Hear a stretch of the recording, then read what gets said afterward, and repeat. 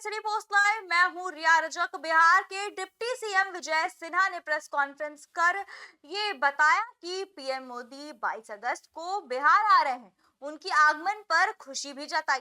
उन्होंने कहा कि मोदी देश के विकास के लिए लगातार काम कर रहे हैं, इसलिए जनता उत्साहित है। तो वहीं राहुल गांधी पर हमला बोलते हुए उन्होंने विपक्ष को संवैधानिक संस्थाओं का अपमान करने और मर्यादा तोड़ने का आरोप लगाया। और क्या कुछ कहते हुए नजर आ रहे हैं विजय सिन्हा, आप सुने उन्हें। जी, देश के यशस्वी प्रधानमंत्री माननीय नरेंद्र मोदी जी का 22 तारीख को गया जी की धरती पर उनका आगमन मगध क्षेत्र के लोगों के लिए बड़ा ही ऐतिहासिक और गौरवान्वित करने का वो क्षण होगा। सभी लोग उनके स्वागत अभिनंदन के लिए उत्साहित हैं। बिहार के अंदर विकास की गति की शुरुआत और औद्योगिकरण वातावरण का माहौल आज गया जी की धरती से पर्यटन के क्षेत्र में बोध गया और भगवान विष्णुपद मंदिर, ये तमाम क्षेत्र को जिस तरह से अपनी सांस्कृतिक विरासत के साथ विकास को आगे बढ़ा रहे हैं, एक नया इतिहास लिखेगा। कई जगह से हम लोग मिलते हुए आ रहे हैं। लोगों का उत्साह और उमंग निश्चित तौर पर एक विकसित बिहार के संकल्प को साकार करने के लिए यहाँ की जनता उत्साहित है। और आज हर क्षेत्र में, इंफ्रास्ट्रक्चर के क्षेत्र में हो, रेल के क्षेत्र में हो, पर्यटन के क्षेत्र में हो,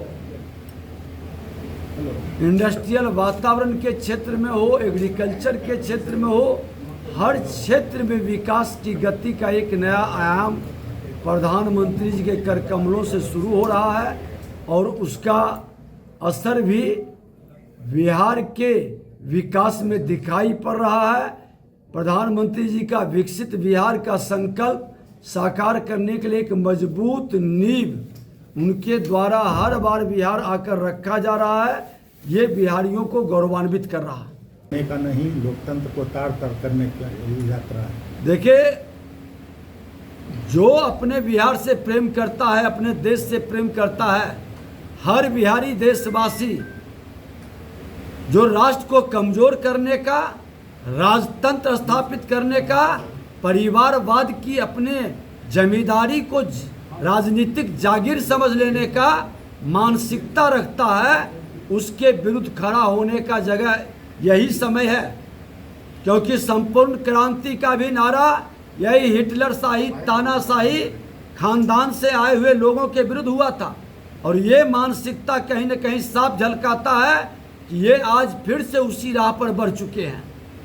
सर, गया में भाजपा के एक नेता को जान मारने की धमकी मिली है। रामपुर थाना में मामला भी दर्ज है। सरकार संज्ञान में विषय को ली है। पूरी मुस्तैदी और जिम्मेवारी से इस मानसिकता को, जो अराजकता उत्पन्न करना चाहते हैं, उन पर कार्रवाई होगी।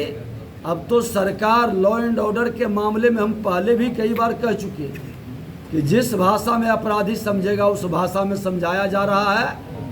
और वो जंगल राज का माहौल कतई नहीं आने दिया जाएगा।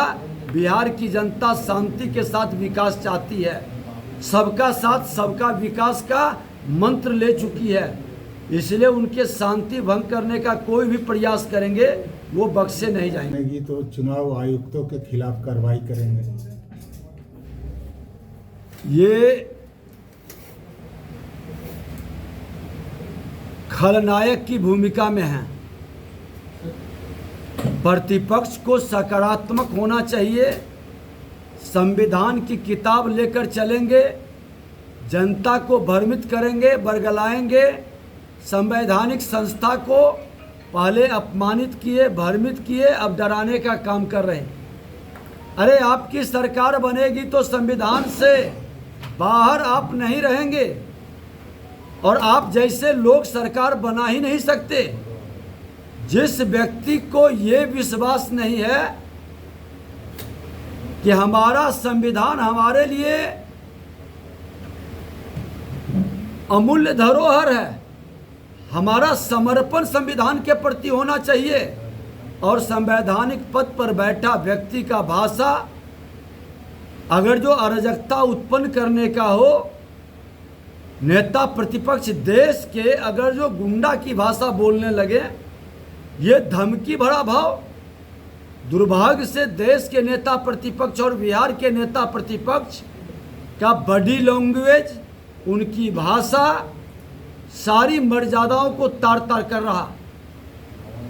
ये भाषाएं कतई मर्यादित नहीं कही जा सकती जो संवैधानिक संस्था को धमकी दे, संवैधानिक संस्था के बारे में बार बार भ्रम का वातावरण फैलाए, झूठा माहौल खड़ा करे, बिना प्रामाणिकता के हर विषय को संविधान को कमजोर करने का भावना प्रकट करे, ऐसे व्यक्ति राष्ट्र के हितैषी कतई नहीं हो सकते।